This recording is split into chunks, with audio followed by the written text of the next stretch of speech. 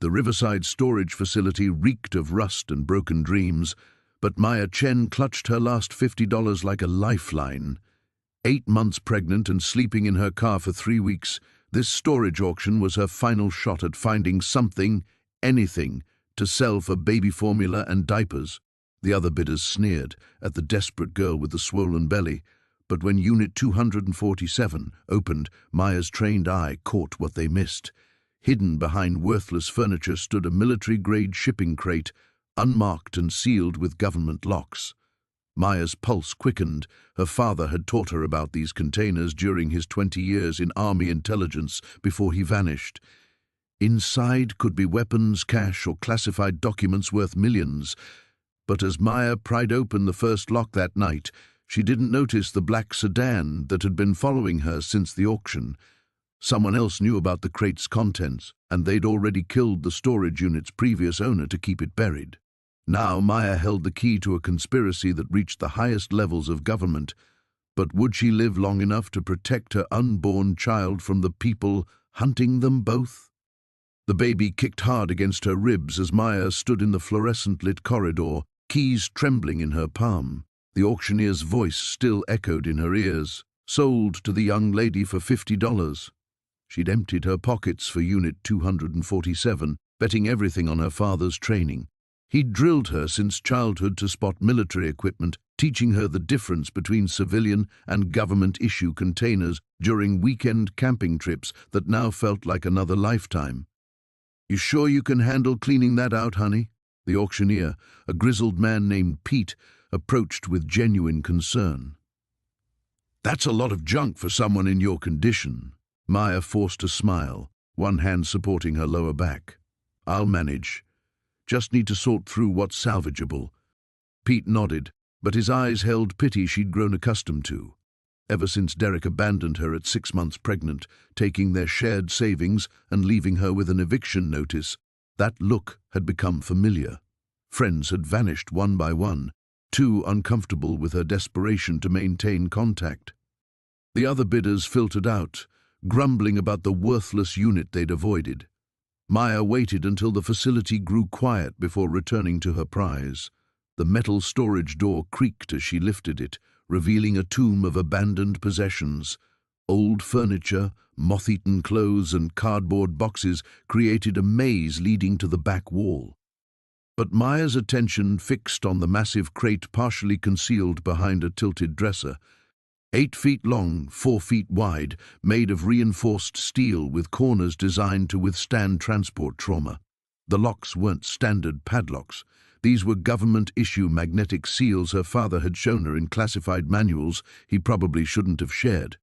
"Type 7 containment," she whispered, recognizing the designation stamped in barely visible lettering.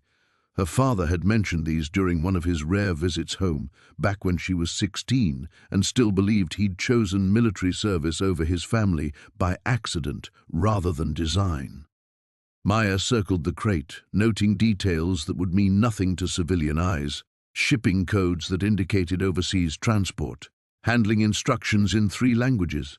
Most importantly, a series number that began with OCI, Office of Classified Intelligence. Her phone buzzed. Unknown number. "Maya Chen?" The voice was male, professional, unfamiliar. "Who's asking?" "Someone who knows what you found today. We need to talk." Ice formed in her stomach. "I don't know what you mean." "Unit 247, the Riverside facility. You paid $50 for something worth considerably more." A pause. "Something that belonged to your father." Maya's knees nearly buckled. She grabbed the dresser for support, mind racing. Her father had disappeared 18 months ago, shortly after her mother's funeral. No forwarding address, no explanation, just a note saying he had to tie up loose ends from his army career. "My father's been missing for over a year," she managed. "Not missing, Maya. Dead. Killed because he tried to expose what's in that container. The same people who killed him are now watching you." Through the unit's opening, Maya glimpsed a black sedan idling in the parking lot. Her car sat alone near the facility's entrance, a beat-up Honda that wouldn't outrun anything built this decade. What do you want? To keep you alive long enough to finish what he started. But first, you need to open that crate. Tonight. Before they decide you're too dangerous to monitor. The line went dead.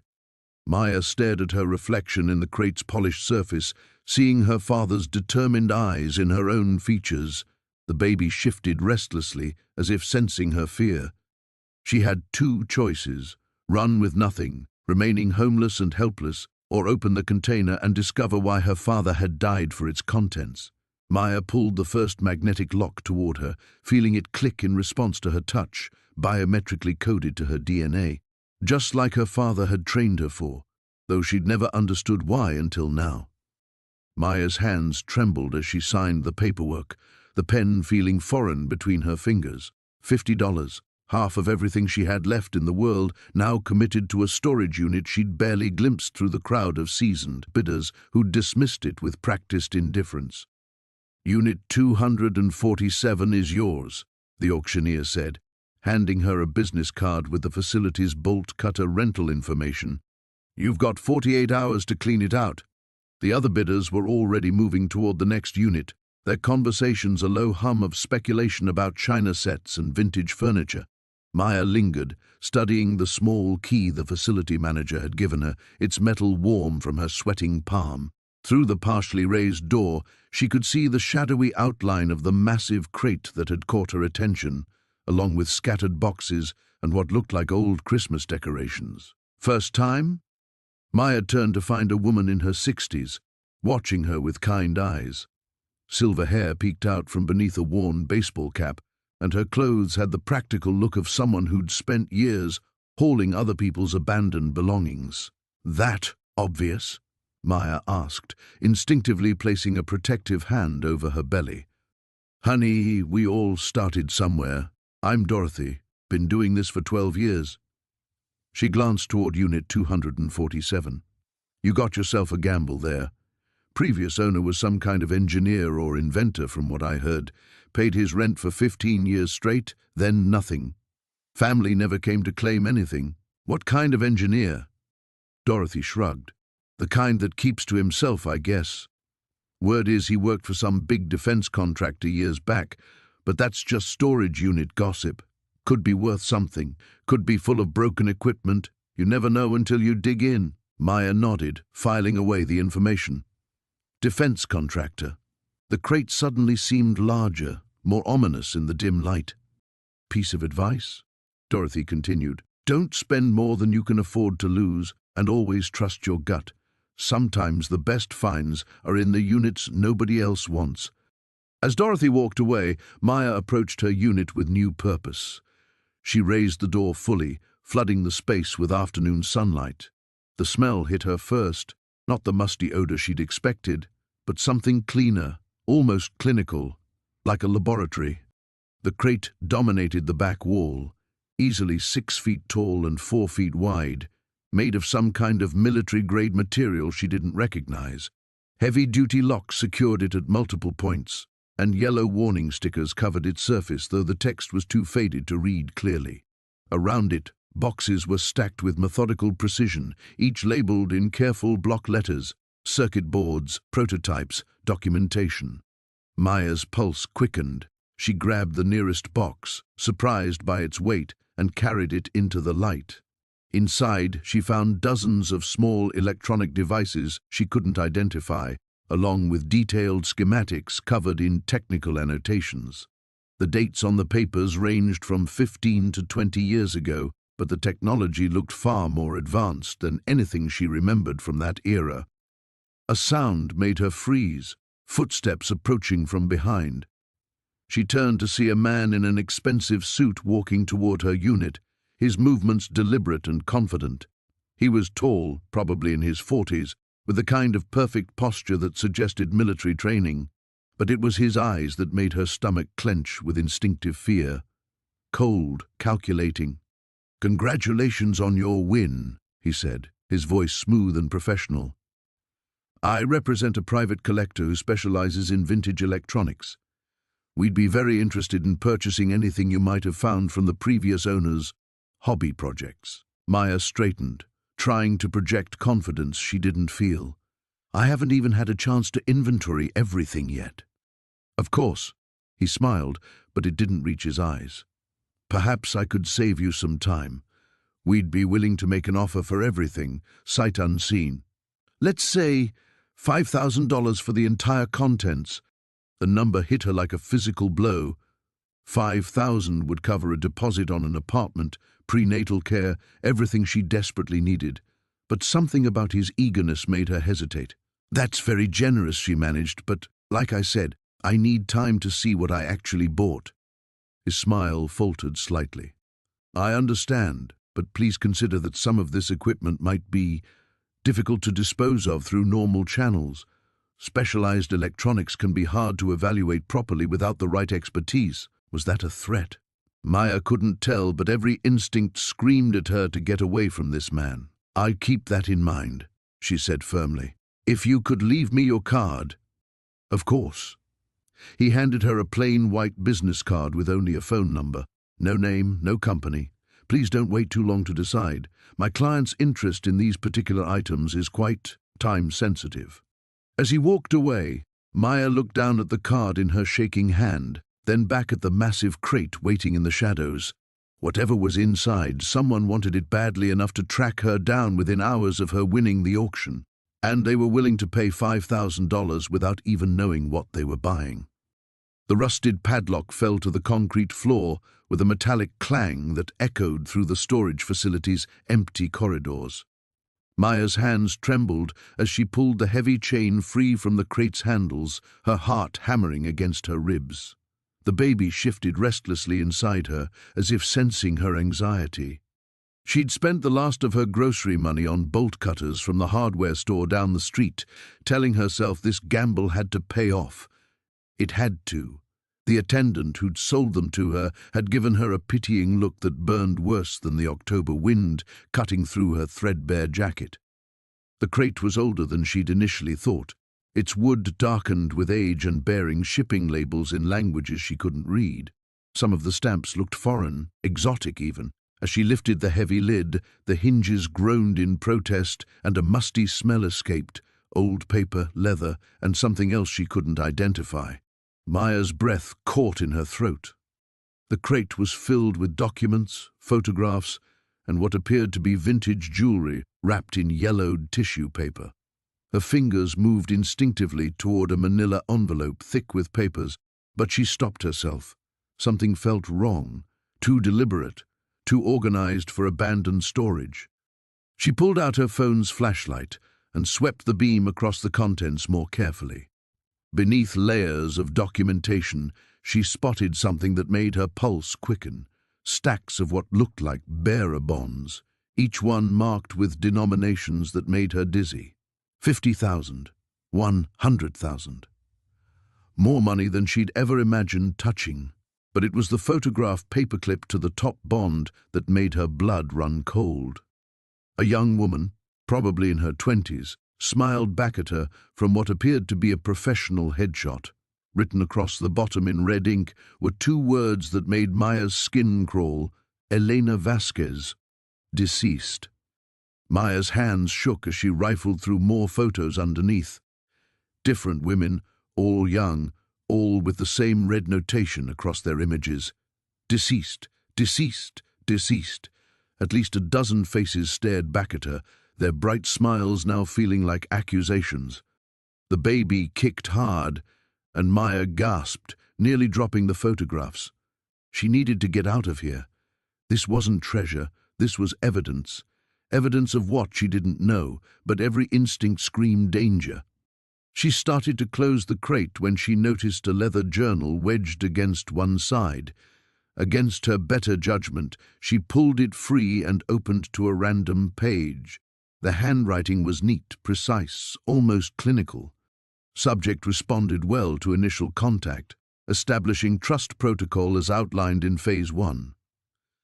Financial incentives appear most effective given current circumstances. Pregnancy adds complexity but may increase compliance. Maya's vision blurred. The words swam on the page, but she forced herself to keep reading. Names, dates, locations, payment schedules. And threading through it all, references to something called the collection. A car door slammed somewhere in the distance, and Maya froze. The storage facility had been empty when she'd arrived, the office closed for lunch. She strained her ears, listening for footsteps, but heard only the wind whistling through the metal corridors.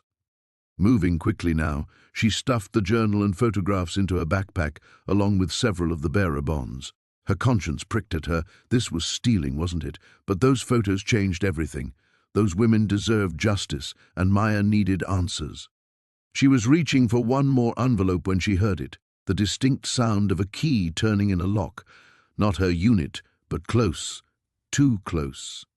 Maya's heart rate spiked as she realized someone was opening the unit directly across from hers.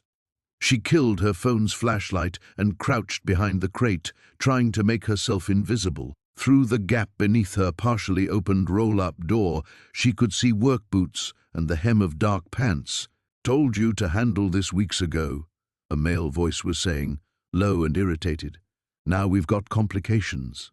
"The auction wasn't supposed to happen," another voice replied. Younger, nervous. "Bernie said he'd handle the payments, keep it off the list. Bernie's in the hospital with a heart attack, genius.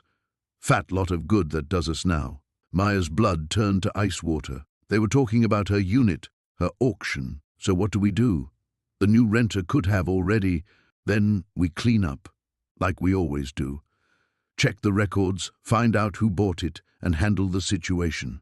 The footsteps moved closer, and Maya saw a shadow pass across the gap beneath her door. She held her breath, one hand pressed against her belly, silently begging the baby to stay still.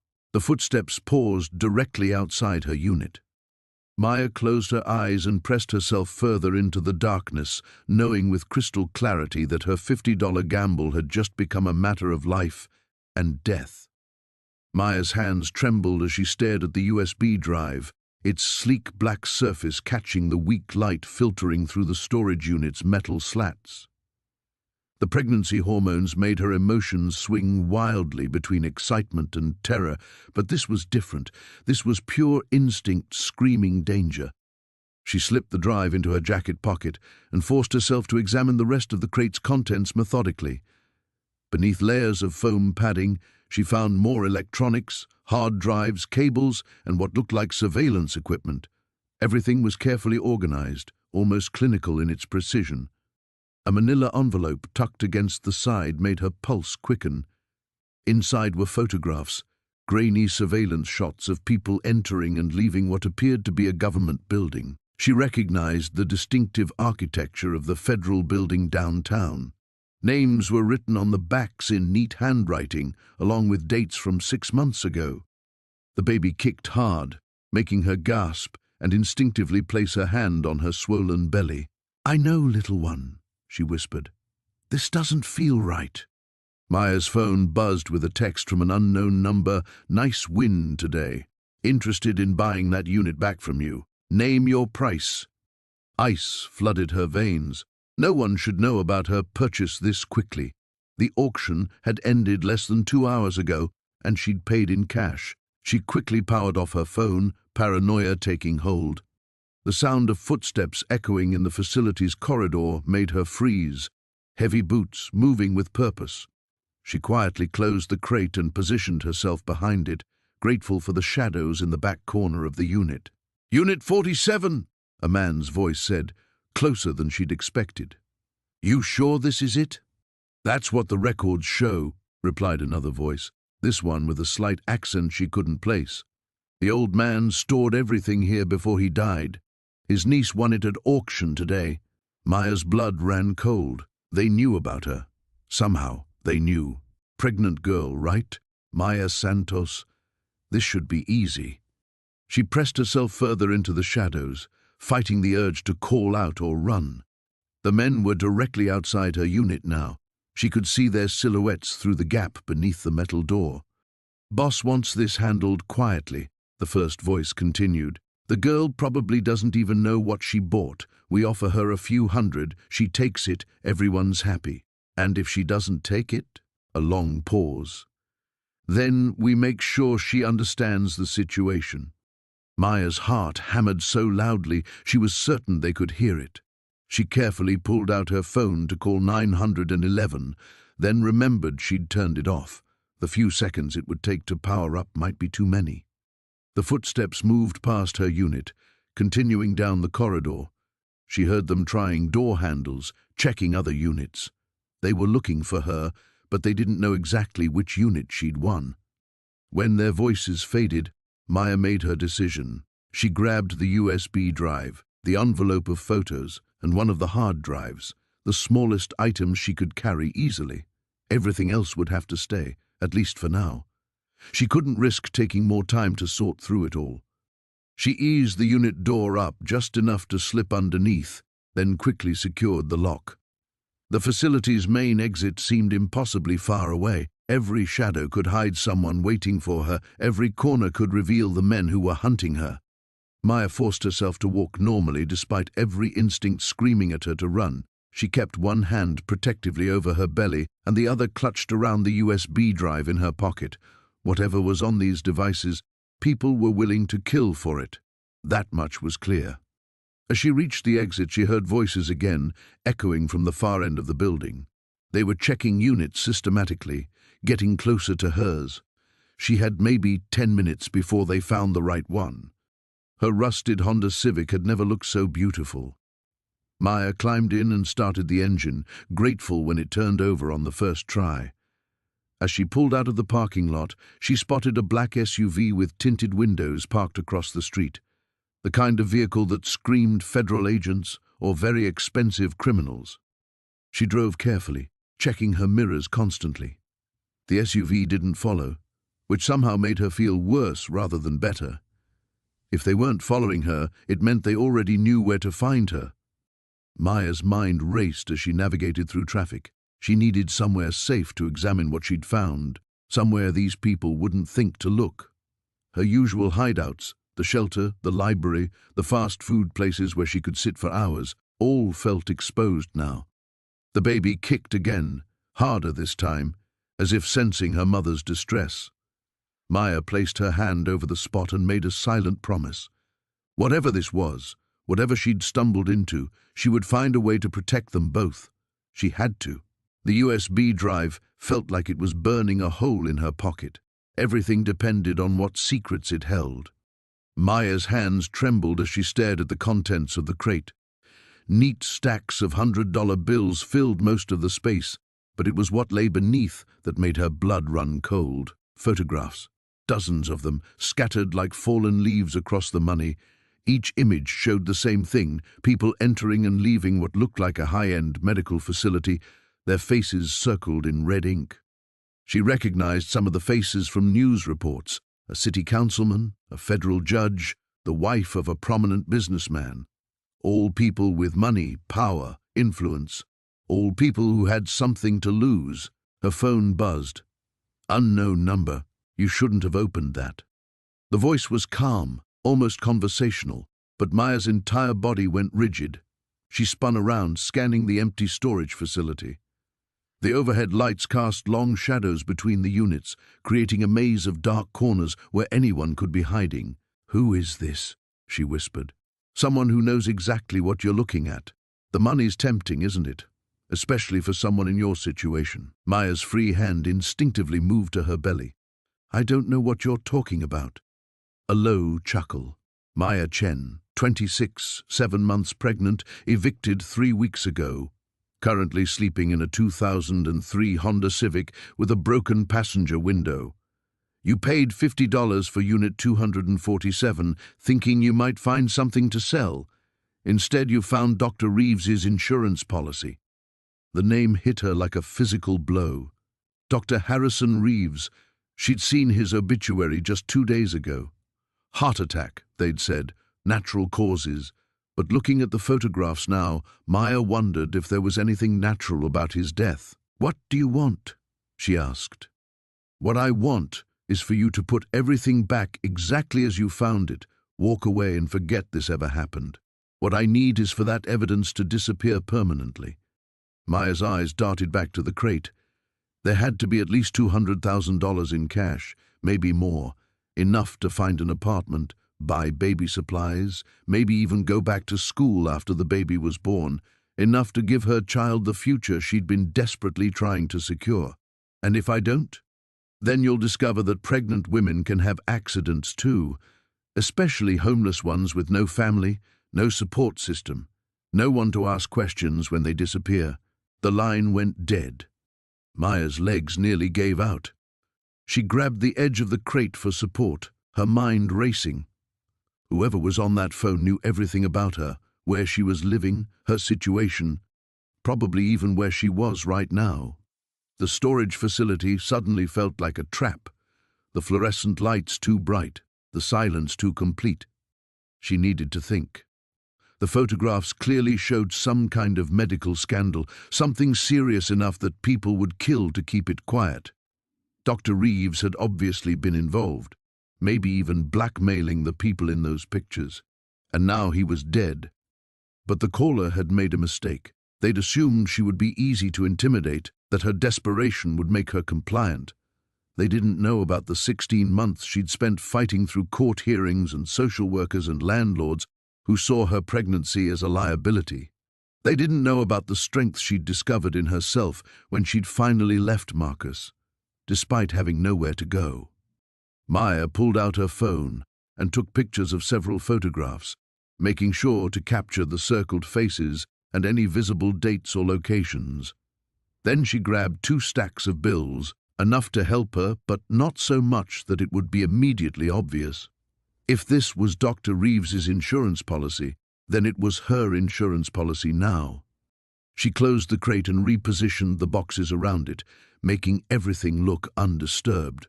Her hands moved quickly, efficiently, the same way they had when she'd packed her entire life into garbage bags while Marcus was at work. As she prepared to leave, Maya noticed something she'd missed before, a small notebook tucked between 2 boxes. The pages were filled with Dr. Reeves's handwriting, dates, names, amounts of money. The same names from the photographs appeared repeatedly, along with what looked like medical codes and procedure numbers. She photographed several pages before putting it back. Whatever Dr. Reeves had been involved in, it was bigger than simple blackmail. This was systematic, organized, potentially involving dozens of people over several years. Maya's phone buzzed again. Another unknown number. "Are you still there?" She didn't answer, but her silence was answer enough. "Smart girl. Remember, walk away, forget what you saw, and you and your baby get to live normal, happy lives. Try to be clever and you'll both disappear. We know where you park your car at night." This time, Maya hung up first. She grabbed her purse, turned off the light, and pulled down the rolling door. But instead of heading for the exit, she walked deeper into the storage facility, looking for another way out. She had insurance now. The question was whether it would save her life or end it. The sound of splintering wood echoed through the storage unit as Maya's crowbar finally gave way to the crate's stubborn lid. Her heart hammered against her ribs, partly from exertion and partly from the growing certainty that whatever lay inside this box was going to change everything. The lid fell away with a heavy thud, revealing layers of protective foam and plastic sheeting. Maya's hands trembled as she peeled back the coverings, her phone's flashlight casting eerie shadows across the contents. What she found made her stumble backward, nearly tripping over the scattered auction items behind her. Stacks upon stacks of cash, bundled in neat packages with bank straps still intact. But that wasn't what made her blood run cold. Nestled between the money were photographs, dozens of them, showing men in expensive suits shaking hands, exchanging briefcases, boarding private jets. In the corner of each photo was a timestamp from various dates over the past 5 years. Maya's hands shook as she lifted one of the photographs. She recognized one of the faces immediately, Councilman Richard Brennan, whose campaign posters had been plastered all over the city during the recent election. He was accepting a thick envelope from a man in dark sunglasses outside what looked like a construction site. Her phone buzzed with a text message, making her jump. The sudden movement sent a sharp pain through her lower back, reminding her that she'd been crouched over the crate for nearly 20 minutes. She straightened slowly, one hand supporting her growing belly, and glanced at the screen. The message was from an unknown number. You shouldn't have opened that. Ice flooded through her veins. Maya spun around, scanning the dimly lit corridors of the storage facility.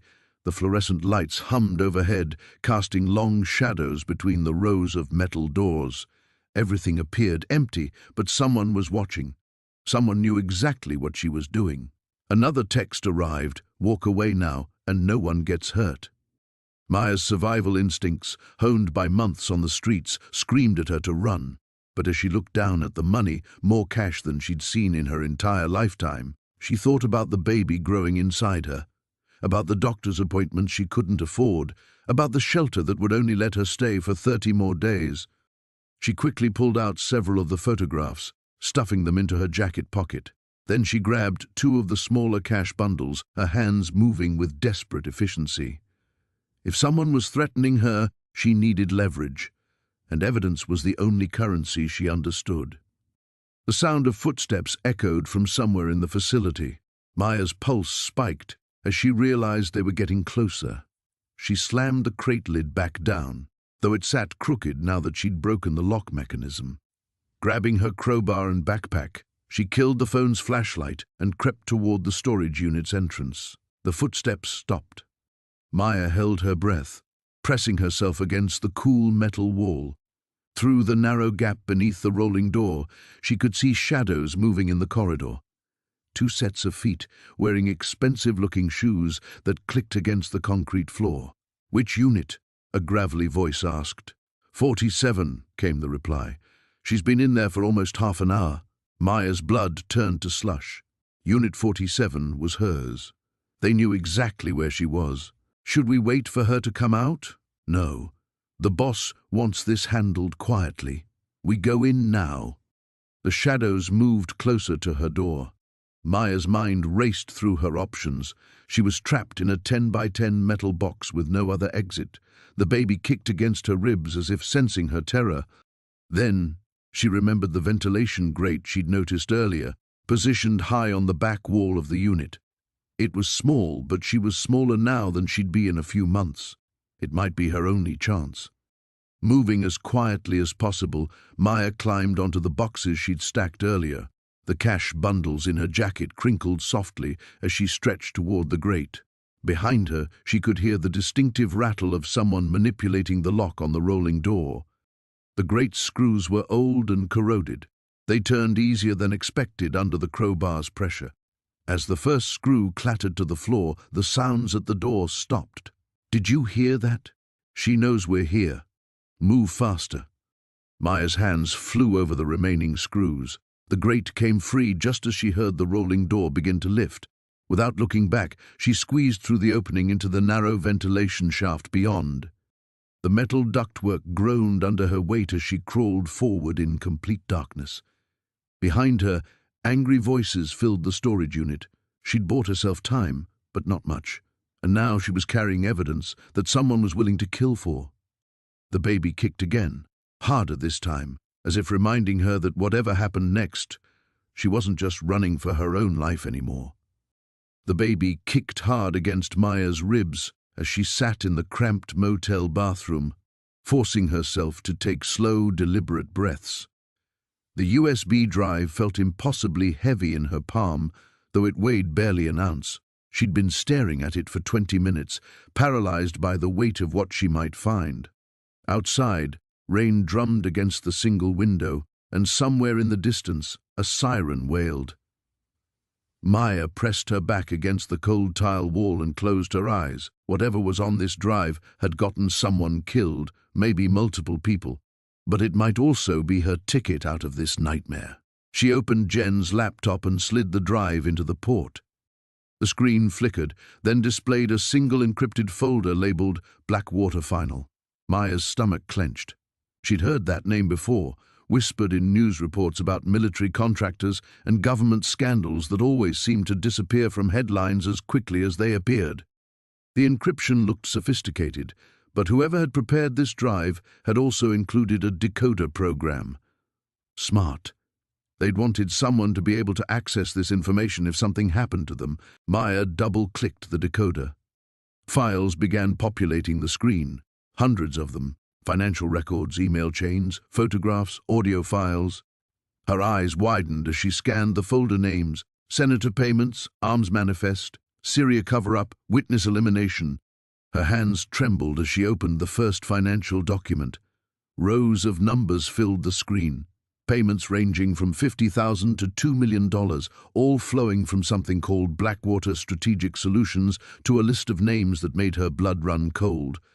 3 sitting senators, a federal judge, the deputy director of the CIA. Maya clicked on the email folder and her breath caught. The messages painted a picture of corruption so vast and systematic that it seemed almost unreal. Arms deals with terrorist organizations, covered up with the help of bought politicians, assassination contracts disguised as military operations, evidence of war crimes buried by judges who'd been purchased like commodities. And at the center of it all was a man named Richard Kane, CEO of Blackwater Strategic Solutions. One email thread made her stomach lurch. The subject line read, "Maya Chen problem. Immediate resolution required." Her own name, in black and white. The first message was time-stamped 3 hours after she'd left the storage unit. Package confirmed, retrieved by unknown civilian. Maya Chen, age 24, pregnant, homeless, currently staying at Restwell Motel, room 237. Recommend immediate extraction and cleanup. The response came from Richard Kane himself. Approved. Make it look accidental, gas leak, car accident, whatever, but clean, no loose ends. Maya's vision blurred. They'd been watching her from the moment she'd walked out of that storage unit. They knew where she was sleeping, what she was driving, probably what she'd had for breakfast. And they'd already decided she had to die. The baby kicked again, harder this time, as if sensing her terror. She forced herself to keep reading, clicking through more files. The scope of the conspiracy was staggering, a shadow network that had been operating for over a decade, manipulating elections, starting conflicts, and eliminating anyone who got too close to the truth. Then she found the video files.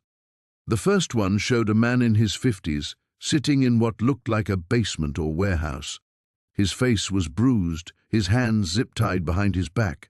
A voice off camera, cold, professional, asked him questions about what he'd done with the insurance policy.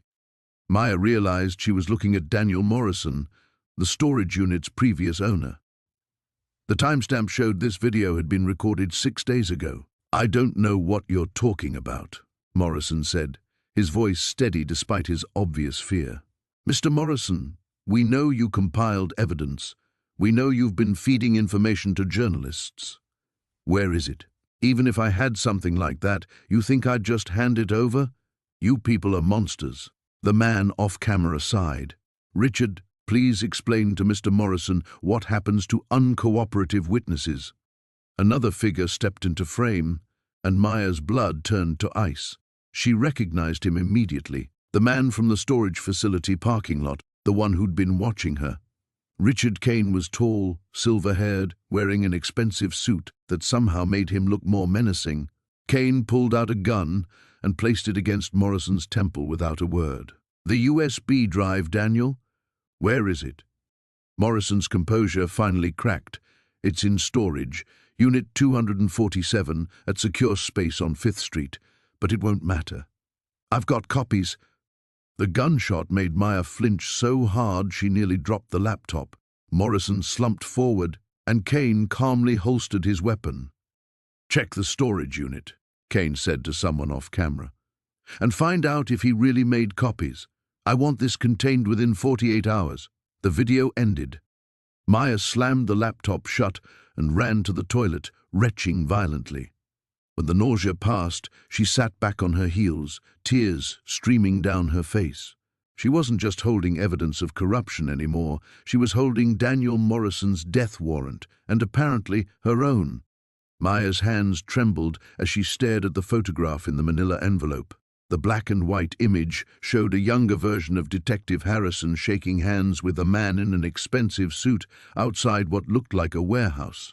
The timestamp read 15 years ago, but it was the handwritten note on the back that made her blood run cold. The senator's protection runs deeper than you think. Trust no one in uniform. She quickly stuffed the photo back into the envelope and shoved it beneath her mattress. The rest of the documents she'd pulled from the crate painted a picture of corruption that reached far beyond what she'd initially imagined. Bank records, wire transfers, shipping manifests, all connecting Senator William Carver to a network of illegal arms deals that had been operating for decades. A sharp knock at the motel door made her jump. Through the peephole, she saw Detective Harrison's familiar silhouette, but now everything about him seemed threatening. Maya pressed her back against the door, her heart hammering against her ribs. "Maya, I know you're in there. We need to talk." She remained silent, one hand instinctively moving to her growing belly. The baby kicked as if sensing her distress. "Look, I know you're scared, but I'm here to help. There are things you don't understand about what you've gotten yourself into, like how you've been working with Carver for 15 years, Maya called out, her voice steadier than she felt. The silence that followed stretched long enough for Maya to wonder if he'd left. When Harrison finally spoke, his voice was different, colder. "Open the door, Maya. This doesn't have to be difficult." She backed away from the door, grabbing her backpack and cramming the most crucial documents inside. The bathroom window was small, but she was still early enough in her pregnancy to squeeze through if necessary. As she moved toward it, she heard the unmistakable sound of a key sliding into the lock. Maya's breath caught. The desk clerk. Harrison must have gotten a key from the desk clerk. The door swung open just as Maya pushed the bathroom window up. She heard Harrison's heavy footsteps crossing the thin carpet, moving faster now. The window frame scraped against her shoulders as she squeezed through, her backpack catching momentarily before she yanked it free. She dropped into the alley behind the motel, the impact jarring through her knees. Behind her, she could hear Harrison cursing as he tried to follow through the window, his broader frame making it impossible. Maya ran, weaving between dumpsters and abandoned shopping carts in the narrow alley. Her lungs burned and her lower back ached, but she pushed forward. She had to get somewhere public, somewhere safe. The bus station. It was only 6 blocks away and would be crowded even at this hour. As she rounded the corner onto the main street, a black sedan pulled up beside her. The passenger window rolled down, revealing a man she didn't recognize. Late 40s, grey hair, expensive watch. "Miss Chen," he said, his voice smooth and educated. "Please get in the car." Maya kept walking, but the car crawled alongside her, keeping pace. "I think there's been a misunderstanding," the man continued. "Detective Harrison was simply trying to protect you. There are people involved in this situation who are far less reasonable than we are. I'm not getting in your car." Maya spotted a group of teenagers hanging out in front of a convenience store ahead. "Safety in numbers. The documents you found, they're incomplete. They don't tell the whole story. Senator Carver isn't the villain you think he is." Maya stopped walking and faced the car. "Then why are people trying to kill me over them?" The man's expression didn't change. "Because you've stumbled into an ongoing federal investigation. Those documents are evidence in a case that's taken years to build. If they surface prematurely, very dangerous people will walk free. You expect me to believe you're the good guys? I expect you to be smart enough to realize that a pregnant woman running around the city with classified documents is putting herself and her child in mortal danger." Maya's hand moved to her belly again. The man noticed the gesture, and his expression softened slightly. "There's a way out of this that keeps you and your baby safe," he said. "But it requires trust, and it requires those documents." Behind her, Maya heard the sound of running footsteps. Harrison appeared at the end of the block, his face flushed and angry. The teenagers near the convenience store had noticed the commotion and were pulling out their phones. "Last chance, Miss Chen," the man in the car said. "Get in willingly, or we'll have to consider other options." Maya looked between Harrison approaching from behind and the car beside her. The teenagers were filming now, which might be the only thing keeping her alive. She made her choice, sprinting toward the convenience store and the safety of witnesses, leaving both men behind as she disappeared into the crowd of curious onlookers. Maya's hands trembled as she stared at the phone number scrawled on the back of Detective Chen's business card. The fluorescent lights of the motel bathroom buzzed overhead, casting harsh shadows across her face in the cracked mirror.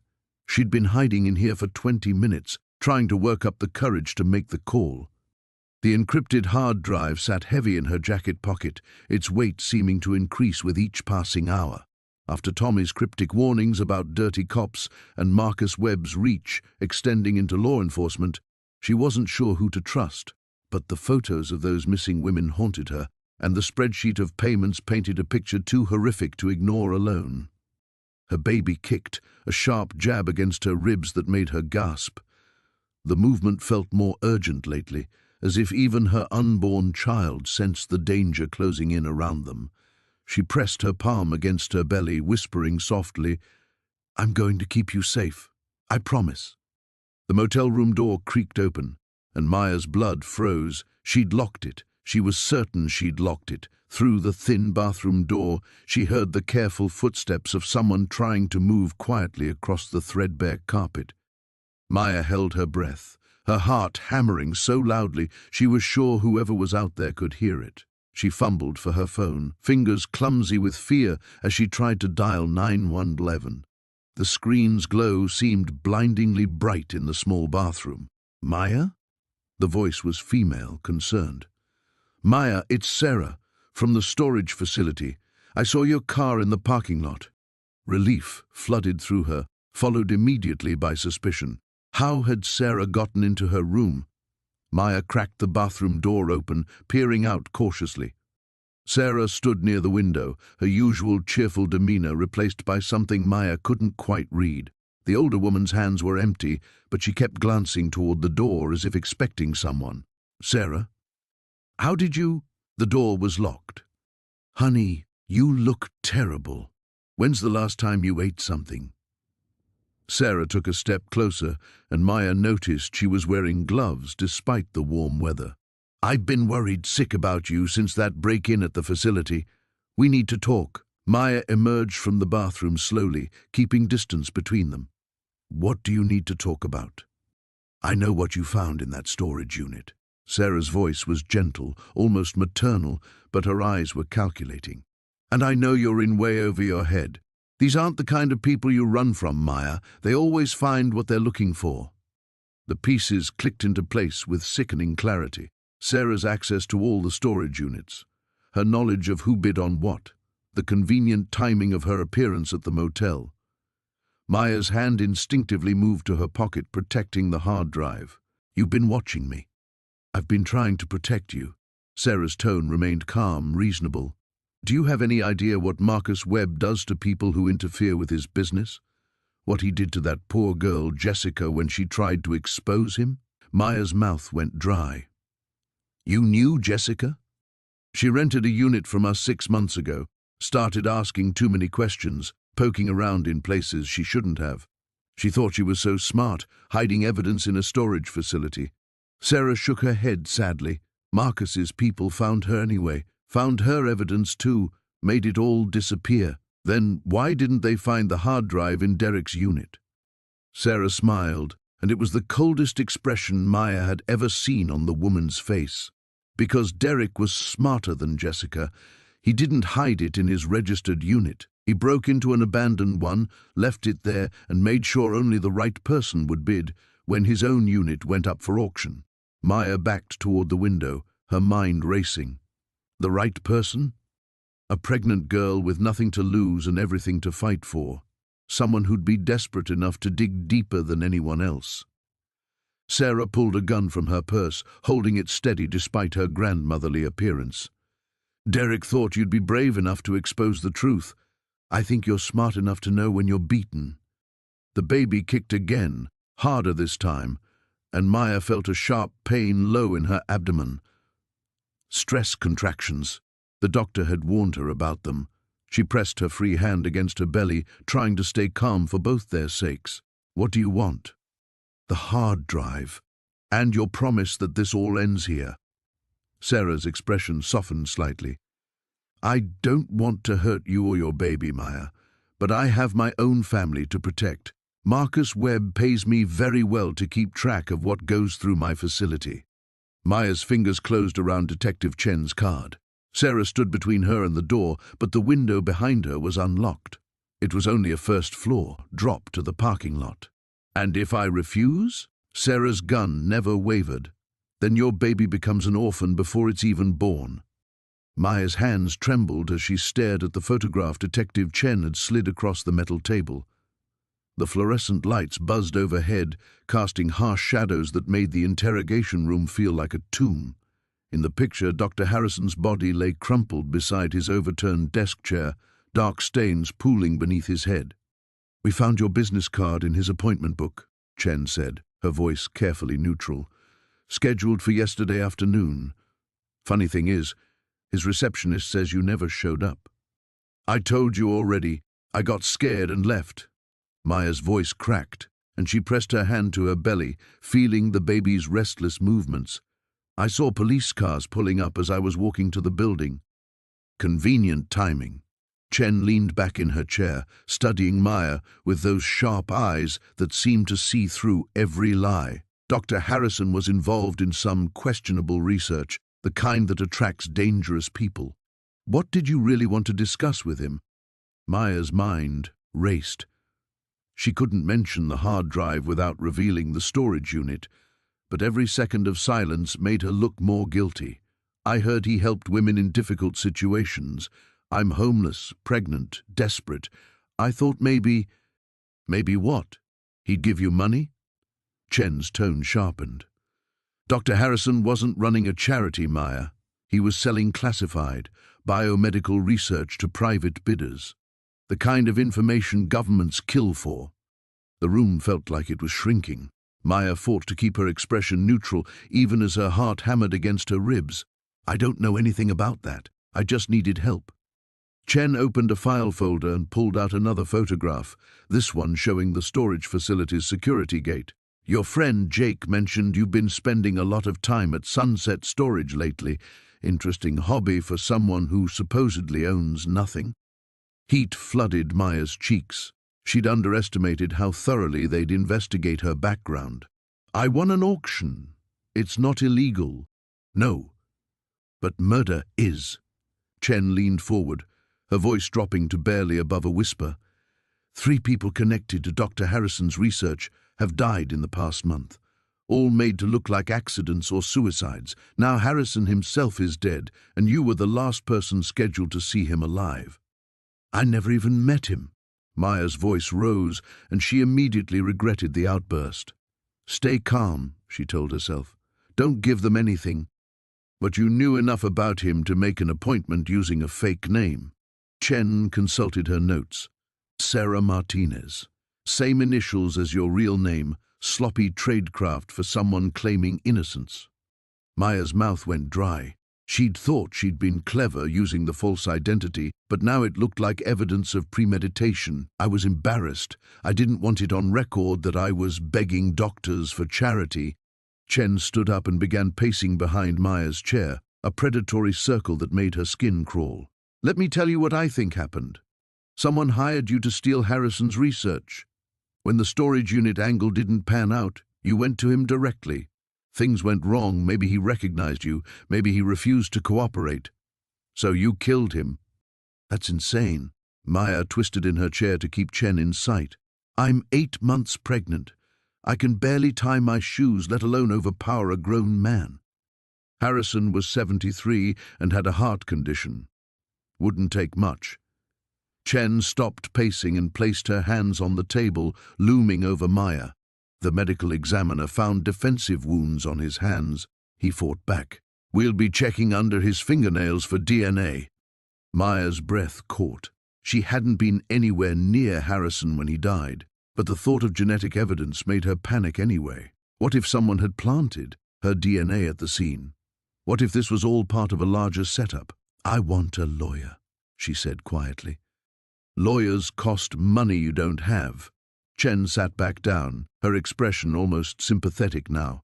But cooperation cost nothing. Tell me who you're working for, Maya. Tell me who really killed Dr. Harrison, and maybe we can work something out. I don't know who killed him. It was the truth, but Maya could see Chen didn't believe her. The detective gathered her files and photographs, sliding them back into the folder with deliberate precision. We found something else in Harrison's office. Security footage from the building across the street shows a pregnant woman matching your description, casing the lobby 2 days before his death. The timestamp puts you there at 3:17 p.m. Maya's blood turned to ice. She remembered walking past that building, looking up at the directory to find Harrison's office number. She'd been so focused on watching for security cameras inside that she'd never considered the surrounding buildings. Chen stood up, her chair scraping against the linoleum floor. I'm going to step out for a few minutes. Give you time to think about whether there's anything else you want to tell me, because right now you're my only suspect in a very high-profile murder case. The door clicked shut behind her, leaving Maya alone with her racing thoughts and the growing certainty that someone was orchestrating her destruction with terrifying precision. The warehouse felt different in the pre-dawn darkness. Maya's footsteps echoed against the concrete floor as she made her way toward Unit 47, the beam of her flashlight cutting through shadows that seemed to shift and breathe around her. She'd left Jake sleeping at the motel, claiming she needed air, needed to think. The truth was simpler and more terrifying. She couldn't shake the feeling that time was running out. Her hands trembled as she fumbled with the new lock she'd installed yesterday, 3 attempts before the key found its home. The metal door rolled up with a protest of grinding gears that sounded deafening in the silence. The crate sat exactly where she'd left it, but somehow it looked smaller now, less imposing. Maybe it was because she'd finally decided what she had to do. The portable scanner Jake had brought lay on top of the wooden surface, its red lead blinking patiently. She'd run it over every inch of the crate's exterior, searching for some clue about what lay inside without actually opening it. Maya picked up the scanner and powered it on. The device hummed to life, its screen casting a blue glow across her face. She'd watched enough crime shows to know the basics. Different materials showed up as different colors and densities on the display. She pressed the scanner against the crate's side and began a systematic sweep. Wood grain appeared as brown striations across the screen. Metal hinges and reinforcement strips glowed silver-white. But there, in the center mass, something else entirely. Multiple objects, roughly rectangular, stacked in neat rows, too dense to be paper, too uniform to be random items, and beneath them, something that made her breath catch, the unmistakable outline of what looked like a laptop computer.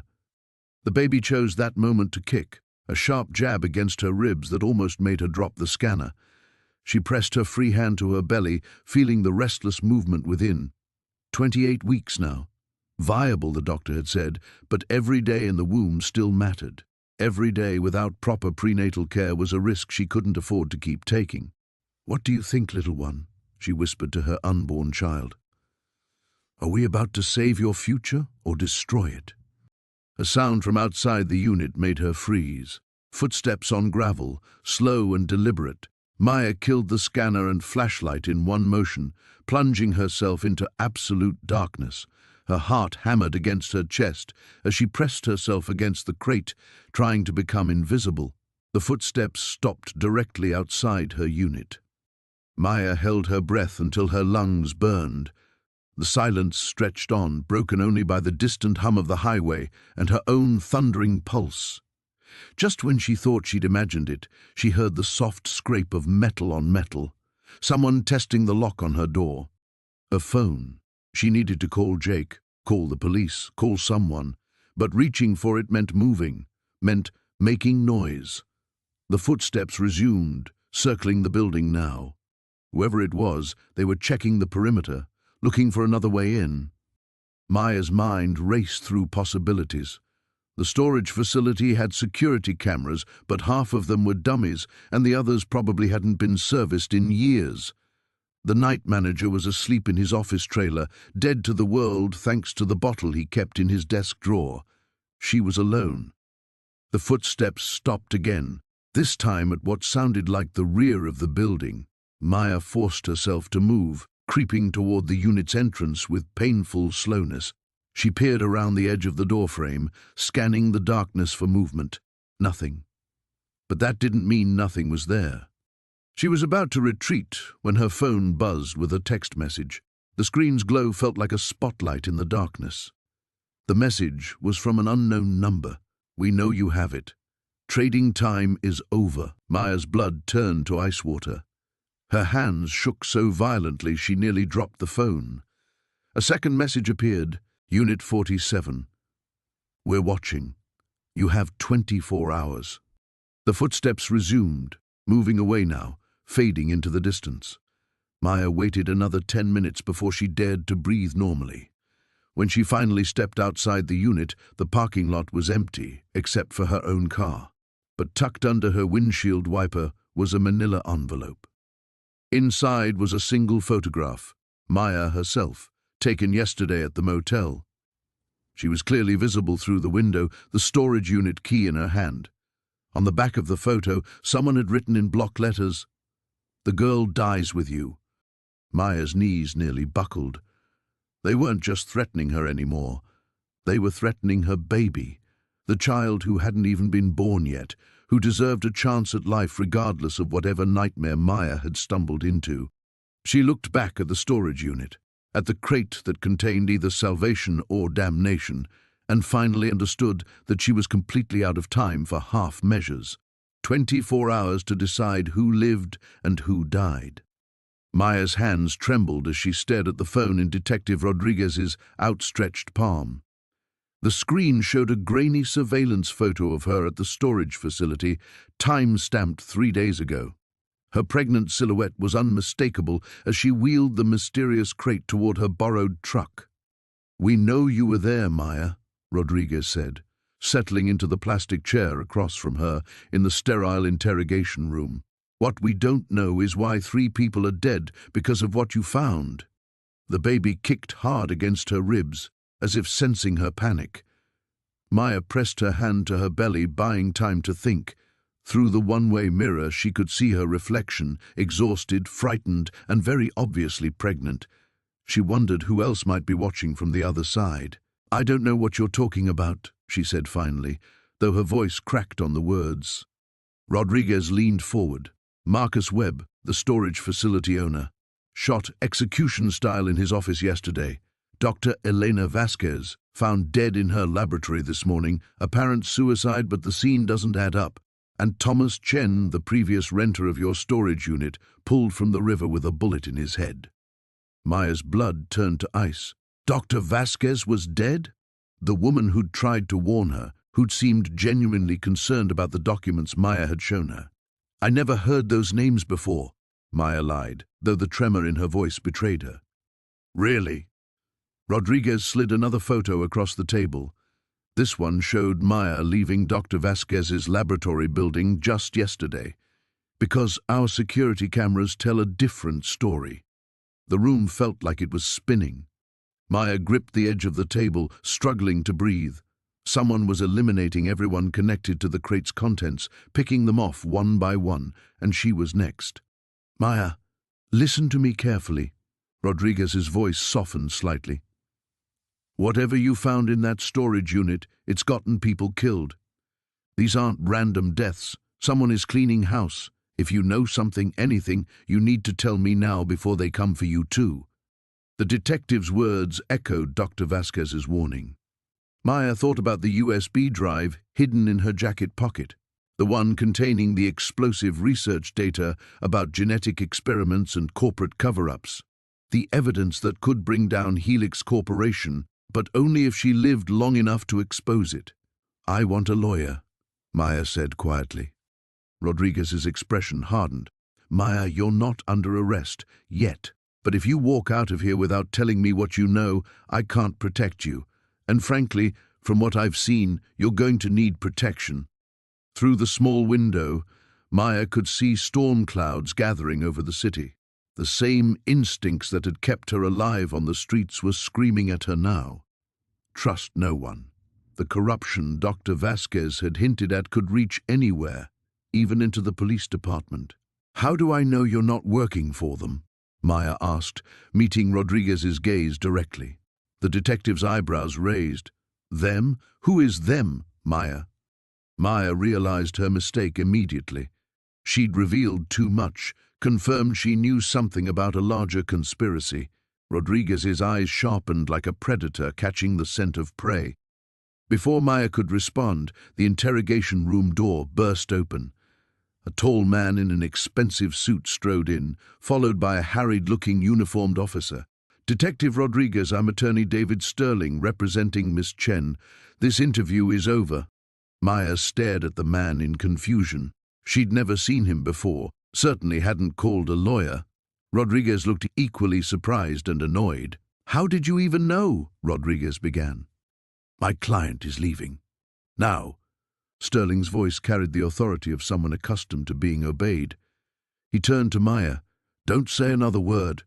Maya's mind raced. Someone had sent this lawyer, but who? And why? Every fiber of her being screamed that this was another trap, another player in the deadly game she'd stumbled into. Rodriguez stood slowly. "Maya, if you leave with him, I can't guarantee your safety. These people, whoever they are, they're not going to stop. They've killed 3 people already." Sterling placed a protective hand on Maya's shoulder. "My client has nothing more to say to you, detective." Maya looked between the two men, paralyzed by indecision. Trust the detective who might be corrupt, or the mysterious lawyer who could be leading her into another trap? Either choice could be fatal. The baby kicked again, harder this time, and Maya made her decision. She had to think about more than just herself now. Whatever happened next, she needed to stay free long enough to get the truth out. She stood and followed Sterling toward the door, feeling Rodriguez's disappointed gaze burning into her back. "This isn't over, Maya," Rodriguez called after her. "When the bodies start piling up, remember you had a chance to stop this." The abandoned warehouse on Pier 47 loomed against the gray morning sky like a skeletal reminder of better times. Maya's hands trembled as she gripped the steering wheel of her battered Honda, watching the building through rain-streaked windows. The meeting time Chen had given her was still 20 minutes away, but she needed these moments to steady herself. Her phone buzzed with a text from Detective Rodriguez, still no sign of Marcus. "Stay alert." Maya touched her belly, feeling the baby's restless movements. "We're going to get through this," she whispered. "All of us." She checked the rearview mirror for the 3rd time in 5 minutes. A black sedan had been following her since she left the motel, maintaining just enough distance to seem coincidental. Her heart hammered against her ribs as she recognized the driver. It was Marcus. The realization hit her like ice water. He wasn't missing. He was hunting. Maya fumbled for her phone to call Rodriguez, but footsteps on gravel made her freeze. Chen approached from the warehouse entrance, his usually immaculate suit replaced by dark jeans and a hooded jacket.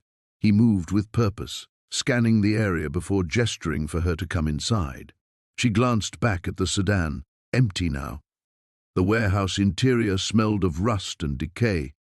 Broken windows cast fragmented light across concrete floors littered with debris. Chen waited near a stack of shipping containers, a metal briefcase at his feet. "You came alone," he said, though it sounded more like a question. "Just like you asked."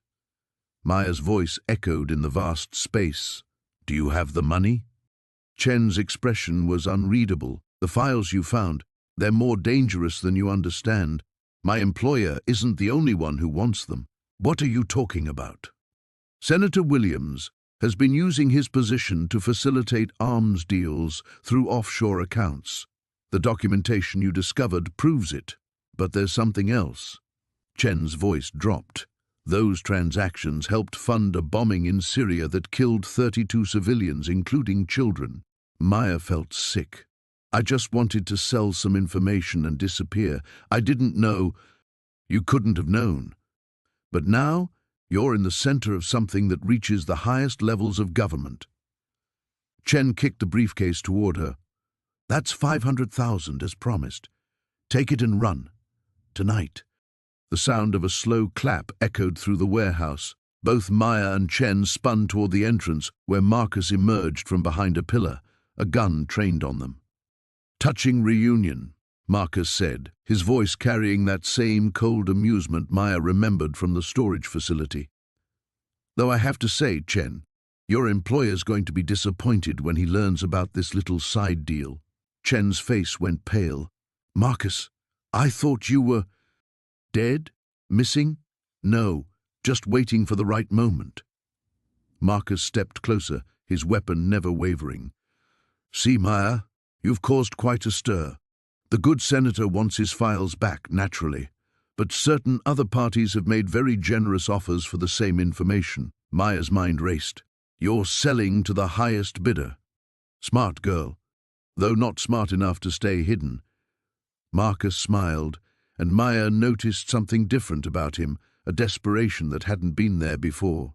"You know what your little discovery cost me? Everything. My contract with Williams is terminated. My reputation in certain circles is shot. So yes, I'm improvising." Chen raised his hand slowly. "Whatever they're paying you, I can double it." "Generous, but I've already made arrangements." Marcus pulled out a second phone with his free hand. "The auction starts now. I've got buyers in 3 countries who want those files. The beauty is, I don't even need the originals anymore. I just need Maya to tell me where she hid them." "I destroyed them," Maya lied. Marcus's laugh was harsh. "No, you didn't. You're too smart for that. They're your insurance policy." He stepped closer, and Maya could see sweat beading on his forehead despite the cold air. "But insurance doesn't help if you're not alive to collect." The warehouse suddenly filled with the sound of sirens approaching. Marcus's eyes flicked toward the entrance, his composure cracking. "You called the police," he snarled at Maya. "Actually," Detective Rodriguez's voice called from the doorway, "we've been tracking Mr. Marcus here since yesterday. Turns out he's wanted in connection with 3 murders across 2 states." Marcus spun toward the new threat, giving Chen the opening he needed. The businessman dove behind the shipping containers as gunfire erupted. Maya dropped to the ground, covering her belly as bullets sparked off metal and concrete around her.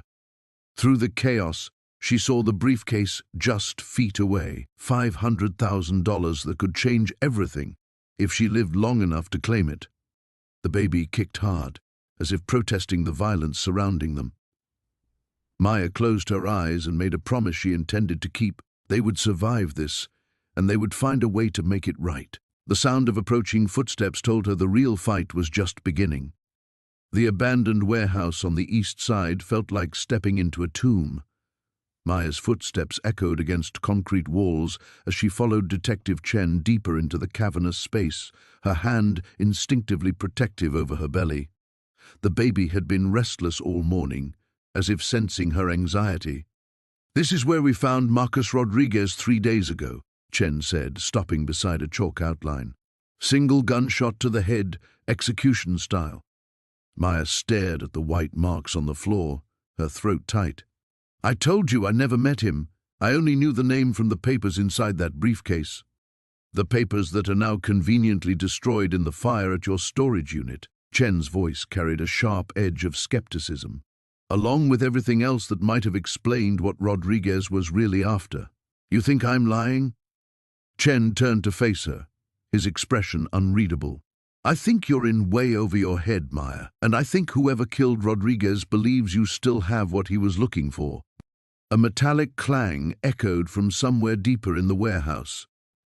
Chen's hand moved instinctively to his weapon as he motioned for Maya to stay behind him. They waited in tense silence, but no other sounds followed. "Marcus Rodriguez wasn't just some random criminal," Chen continued, his voice lower now.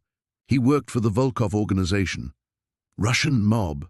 They don't kill their own people unless someone's crossed a very serious line." Maya's blood ran cold. "What kind of line?" "The kind that involves stealing millions of dollars."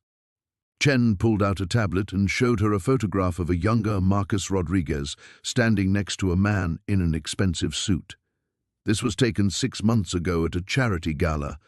That's Dmitry Volkov beside him." 3 weeks later, $12 million disappeared from one of Volkov's money laundering operations. The baby kicked hard and Maya winced, placing both hands on her stomach. You're saying Marcus stole from the Russian mob? We think so, and we think whatever was in that crate was connected to the theft. Chen studied her face carefully. The question is whether you actually destroyed everything in that fire, or if you're smart enough to have hidden something first. Maya met his gaze steadily. I already told you what happened. Right. You grabbed what you could before the flames spread. A pregnant woman, moving fast in a crisis situation. Chen's tone suggested he found this version of events questionable. Must have been quite the adrenaline rush. Another sound echoed through the warehouse. Footsteps this time, deliberate and approaching. Chen drew his weapon, pushing Maya behind a concrete pillar. LCPD, he called out. Identify yourself. A voice with a slight accent drifted back to them. Detective Chen, we need to talk. Stay behind me, Chen whispered to Maya, then raised his voice. Step into the light where I can see you. A tall man in a dark coat emerged from the shadows, hands visible but relaxed at his sides. Even from a distance, Maya could see the expensive cut of his clothing, the predatory confidence in his posture. My name is Alexei Volkov, the man said. I believe you have something that belongs to my family. Chen kept his weapon trained on the newcomer. This is a crime scene. You need to leave. The crime scene where my cousin was murdered? Volkov's smile was cold. I think not. Besides, I'm not here for you, detective. I'm here for her. Maya's heart hammered against her ribs. The baby seemed to respond to her fear, shifting uncomfortably. Miss Torres, Volkov continued, his accent making her name sound foreign and dangerous. You've caused quite a bit of trouble for someone who claims to have lost everything in a fire. I don't know what you're talking about, Maya said, surprised by how steady her own voice sounded. Volkov laughed, a sound devoid of humor. Marcus was clever, I'll give him that.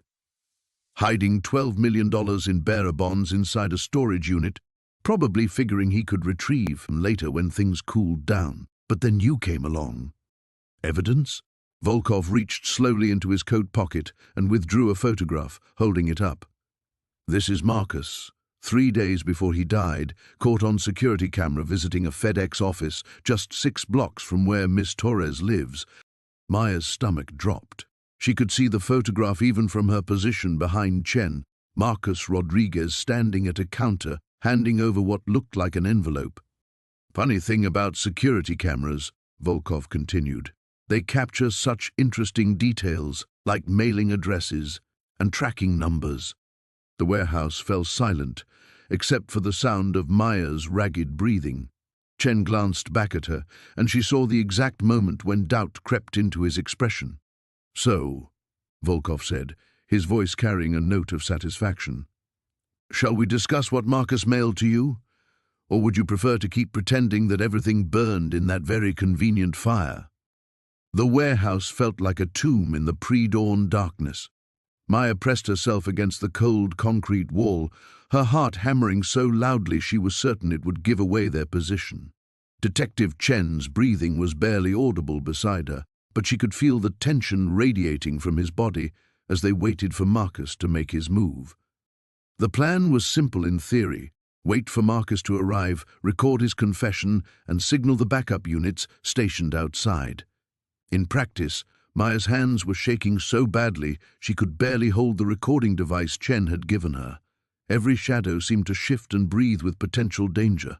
He's here, Chen whispered, barely audible. Through the grimy windows, headlights swept across the parking lot. Maya's mouth went dry. The baby shifted restlessly inside her, as if sensing her fear. She placed a protective hand over her belly, remembering why she was doing this. Not just for the money anymore, but for justice, for David, for herself, for her unborn child's future. Car doors slammed. Footsteps echoed across concrete, growing closer. Maya counted 3 distinct sets of feet. Marcus hadn't come alone. The warehouse door groaned open, and fluorescent lights flickered to life overhead. Maya squinted against the sudden brightness, grateful they were hidden behind a stack of crates near the back wall. "I told you to come alone," Marcus's voice carried across the space, irritated and sharp. "And I told you this ends tonight." Maya recognized the second voice. It was Thompson, the auction house owner. Her blood chilled as pieces clicked into place. Thompson hadn't just been unlucky with the storage unit sale, he'd been part of this from the beginning. "Where is she?" A third voice, gravelly and unfamiliar, made Maya's skin crawl. "She'll be here," Marcus said. "She thinks she's meeting me to hand over the drive for protection. Stupid girl has no idea what she's walked into." Maya bit back a gasp. Chen's hand found her shoulder, steadying her. $20 million, Thompson was saying. 20 million, because some pregnant kid bought the wrong storage unit. "Do you have any idea what this has cost us? The cleanup, the bribes, the bodies?" 3 bodies so far, the gravelly voice interrupted, including that junkie David, though he barely counted. White-hot rage flooded through Maya. David had been trying to help her, and they'd killed him for it. She started to move forward, but Chen's grip tightened, holding her back. "The girl's more resourceful than we anticipated," Marcus admitted. "She copied the drive before I could retrieve it, made backups, smart for street trash. Smart enough to potentially destroy everything," Thompson snapped. "The senator's money laundering operation, the weapons deals, the whole network. If that information goes public—" "It won't," the third man cut him off, "because after tonight there won't be anyone left to tell the story. The girl, the baby, even that cop who's been sniffing around. Clean slate." Maya's blood turned to ice. They knew about Chen. This was a trap within a trap. She looked at the detective, seeing her own realization reflected in his eyes. The backup units outside, what if they'd been compromised too? What if Marcus had fed them false information about timing or location? Chen slowly reached for his radio, but stopped when footsteps began moving in their direction. "Check the back," Marcus ordered. "She might already be here, waiting." Maya's mind raced. The storage drive was in her jacket pocket, the real one, not the decoy Chen had suggested she bring. At the last minute, she'd been unable to part with the only leverage she had. Now that decision might cost them both their lives. The footsteps were getting closer. In moments, they'd be discovered. Chen made a decision. He stood up, gun drawn, stepping out from behind the crates. "Police! Nobody move!" The warehouse erupted into chaos. Shouts, running footsteps, the sharp crack of gunfire. Maya pressed herself lower, trying to become invisible while her mind scrambled for options. More shots. A scream. Was it Chen? Through the noise, she heard Marcus shouting orders. "Find the girl! She's here somewhere!" Maya knew she had seconds before they found her. The back exit was 20 feet away, but it might as well have been 20 miles with armed men searching for her. The baby kicked, hard, as if urging her to move. She took a deep breath, pulled the storage drive from her pocket, and made a choice that would either save them all or doom them. Standing up, she stepped into view. "Looking for me?" 3 guns swung in her direction. Marcus smiled, but it was the expression of a predator who'd finally cornered his prey. "Maya Santos," he said, "you've caused us quite a bit of trouble." "Good," she replied, holding up the drive. "Let's finish this." The fluorescent lights of the police station cast harsh shadows across Detective Chen's weathered face as she slid a manila folder across the metal table. Maya's hands trembled as she opened it, revealing photographs that made her stomach lurch. Crime scene images from the warehouse where she'd nearly died just hours before. 3 bodies, Chen said, her voice devoid of emotion. Marcus Webb, identified through dental records. 2 others we're still working on, but preliminary evidence suggests they were part of Webb's operation. She leaned back in her chair, studying Maya's reaction. "You're lucky to be alive." Maya touched her belly instinctively, feeling the baby's restless movements. The 4-bag hanging beside her chair dripped steadily, replacing the fluids she'd lost during her ordeal. "What about the crate? The documents?" "That's what we need to discuss." Chen pulled out another photograph, the opened crate, its contents scattered across the concrete floor. You stumbled onto something bigger than a simple extortion scheme, Maya. Those files document 20 years of illegal arms transactions, money laundering, and political corruption, reaching into the highest levels of state government. The weight of Chen's words settled over Maya like a heavy blanket. She'd known the contents were valuable, but the true scope was staggering. And Webb was just one piece of it? A small piece, though apparently an important one. He was the cleanup crew, tasked with retrieving anything that could expose the operation. Chen's expression softened slightly. The question now is what happens to you. Through the one-way mirror, Maya could see Jake pacing in the hallway, his phone pressed to his ear. He'd refused to leave her side since the ambulance arrived, even when the paramedics insisted she needed hospital treatment. His loyalty was a bright spot in the chaos consuming her life. "I need protection, don't I?" Maya asked, though she already knew the answer. The operation Webb was protecting involves people with significant resources and reach. They've killed to protect their secrets before. Chen opened another file. "We can offer you witness protection, but it would mean disappearing completely. New identity, new location, no contact with anyone from your current life." Maya's heart sank. The thought of losing Jake, of raising her child in isolation and fear, was almost unbearable. But the alternative, living as a target, seemed equally impossible. How long would it last? "That depends on how many arrests we can make and how quickly we can dismantle their network. Could be months, could be years." Chen's phone buzzed and she glanced at the screen with a frown. "There's another option, but it's riskier." "What do you mean?" "We use you as bait. Draw out the remaining players so we can identify and arrest them." Chen held up a hand before Maya could protest. "You'd be under constant surveillance, protected at all times, but there would be real danger involved." Maya stared at the crime scene photos, thinking about the man who'd held a gun to her head just hours before. The memory of his cold eyes and casual cruelty made her skin crawl. But the idea of spending her child's early years in hiding, always looking over her shoulder, was equally terrifying. The door opened and Jake stepped inside, his face tight with worry. "The lawyer's here," he announced. "And there's something else you need to know." Chen nodded for him to continue. "I've been making calls, trying to understand what we're dealing with. One of my contacts at the FBI says this case has been on their radar for months.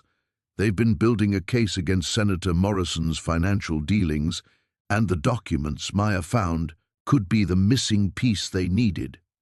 Maya felt a chill run down her spine. Senator Morrison was one of the most powerful politicians in the state, frequently mentioned as a potential gubernatorial candidate. If he was involved in the conspiracy, the danger she faced was even greater than she'd imagined. "That changes things," Chen admitted. "Federal involvement means better resources for protection, but it also means higher stakes. People at Morrison's level don't hesitate to eliminate threats." Jake moved to Maya's side, taking her hand in his. "Whatever you decide, I'm with you. We'll figure it out together." The baby kicked strongly, as if responding to the tension in the room. Maya closed her eyes, trying to imagine a future where her child could grow up safe and free from the shadows of this conspiracy.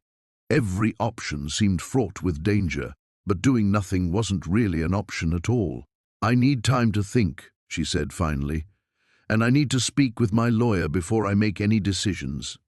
Chen nodded, gathering up the photographs. "We can give you until tomorrow morning, but Maya, people are already looking for you. Whatever you decide, we need to move fast." As the detective left the room, Maya squeezed Jake's hand tighter, drawing strength from his presence.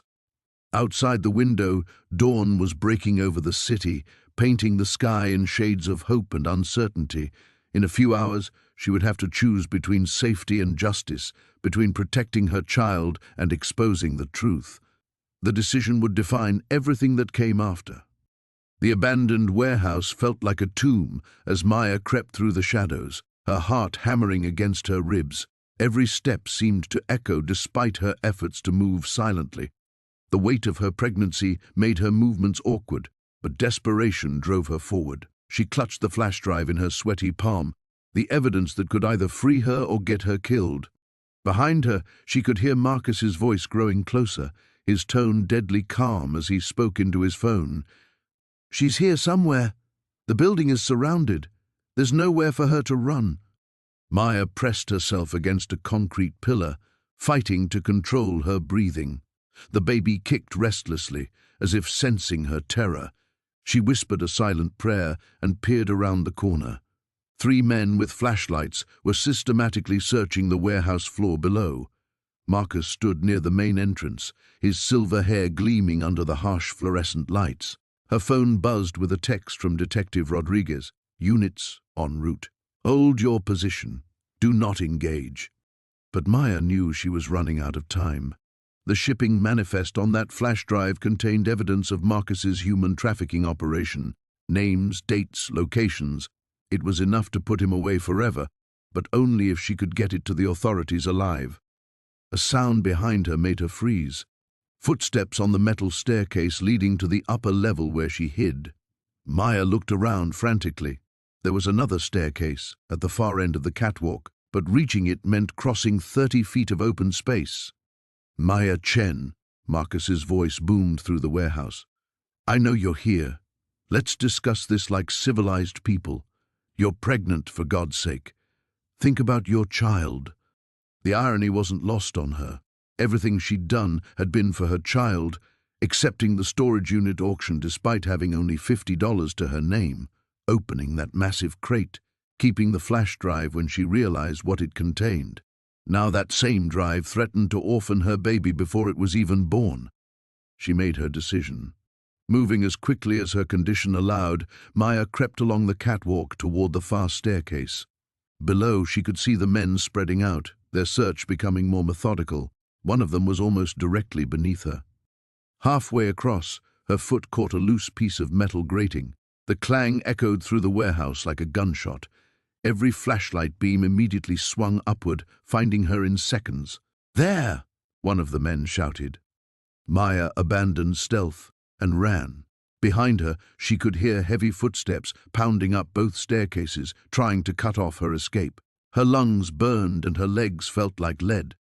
But she pushed forward. The baby's life depended on it. She reached the far staircase just as Marcus's man appeared at the top. He was young, maybe 25, with cold eyes and a gun already drawn. For a moment, they stared at each other across 10 feet of space. "Just give us the drive," he said, his voice surprisingly gentle. "Nobody wants to hurt a pregnant woman." "Then let me go," Maya replied, backing toward the railing. "You know I can't do that."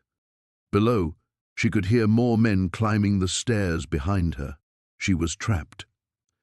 Maya looked down at the warehouse floor 20 feet below, then at the man with the gun, then at the small window set high in the wall to her left. The window was her only chance. Without warning, she hurled herself sideways, crashing through the thin glass. She landed hard on the fire escape outside, her shoulders screaming in pain. Glass fragments glittered in her hair, and she could feel blood running down her arm. The fire escape was old and rusty, groaning under her weight as she scrambled down. Above, she could hear shouting and see flashlight beams cutting through the darkness. The men would be outside in seconds. Maya reached the alley just as the first police sirens became audible in the distance. But they sounded far away, and Marcus's men were already emerging from the building. She stumbled toward the street, one hand protectively covering her belly, the other still gripping the flash drive. A black sedan screeched around the corner, its headlights blinding her. Maya's heart sank, until she saw Detective Rodriguez behind the wheel. "Get in!" Rodriguez shouted. Maya dove into the passenger seat as bullets shattered the rear window. Rodriguez gunned the engine, and they roared away from the warehouse just as more police cars converged on the scene. "The drive," Maya gasped, holding it out with a trembling hand. "Everything's on there, names, locations, financial records. It's all connected to the storage unit." Rodriguez took it, her expression grim. "Marcus Kellerman won't walk away from this." "You did good, Maya. As they raced toward the hospital, Maya finally allowed herself to believe that maybe, just maybe, her child would be born into a world where monsters like Marcus couldn't touch them. Maya's hands trembled as she stared at the warehouse floor, Detective Rodriguez's words echoing in her mind. The safety deposit box key felt impossibly heavy in her palm, its metal edges cutting into her skin.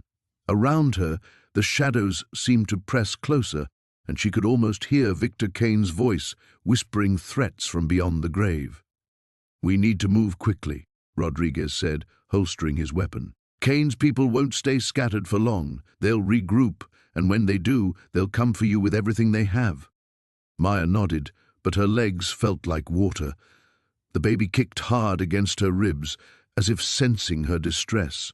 She placed her free hand on her belly, drawing strength from the life growing inside her. "How do we know the bank will even let us access the box? I'm not Kane." "That's where this comes in." Rodriguez pulled out his badge. "Emergency police investigation. The bank will cooperate." He paused, studying her face. "Maya, you need to understand. Whatever's in that box, it's going to change everything. Are you ready for that?" She thought of the cramped motel room, the dwindling cash in her wallet, the uncertain future stretching ahead. Then she thought of Kane's men, their guns, the cold calculation in their eyes when they'd looked at her. There was no going back now. "I'm ready." The drive to First National took 20 minutes through empty morning streets. Maya sat in the passenger seat of Rodriguez's unmarked car, watching the city wake up around them. Coffee shops flickered to life, early commuters hurried past with purpose, and the world continued its normal rhythm, oblivious to the storm that had consumed her life. At the bank, Rodriguez flashed his badge to the security guard, who led them through a maze of marble corridors to the vault. The manager, a nervous man in an expensive suit, fumbled with the paperwork while stealing glances at Maya's pregnant belly. "This is highly irregular," he muttered. "We'll need proper documentation, court orders." "This is a murder investigation," Rodriguez interrupted. "The documentation can follow. Right now we need access to box 347. Maya's heart pounded as they descended into the vault. The fluorescent lights hummed overhead, casting everything in stark relief. Rows of safety deposit boxes lined the walls like metallic tombstones, each one hiding secrets.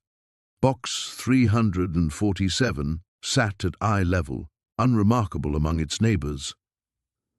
The manager inserted his master key, then stepped back. Maya approached slowly, her key extended. It slid in smoothly, turning with a soft click. Inside, she found a single manila envelope. Her hands shook as she lifted it out. The envelope was thick, heavy with whatever secrets it contained. She looked at Rodriguez, who nodded encouragingly. "Open it." Maya's fingers found the seal and tore it carefully. Inside were photographs, dozens of them. Her breath caught as she recognized faces, politicians, judges, business leaders, all of them with Kane, all of them in compromising situations. Below the photos was a hard drive and a handwritten list of names, dates, and dollar amounts. "Insurance," Rodriguez breathed. Kane kept insurance on everyone he worked with. Maya flipped through the photos, her mind reeling. The scope of Kane's operation was staggering. Bribes, blackmail, murder, all documented in meticulous detail. This wasn't just evidence. It was a roadmap to dismantling an entire criminal empire. "This is why they wanted the key so badly," she whispered. "This could destroy dozens of people, or make you very rich," Rodriguez said quietly. The thought hit her like a physical blow. These people, these powerful, connected people, would pay anything to keep these secrets buried. With this evidence, she could buy her child's future a dozen times over. But she could also see the faces of Kane's victims in the photographs. Families destroyed by his schemes, lives ruined by his greed. How many people had suffered while these officials looked the other way? Maya's hand moved instinctively to her belly.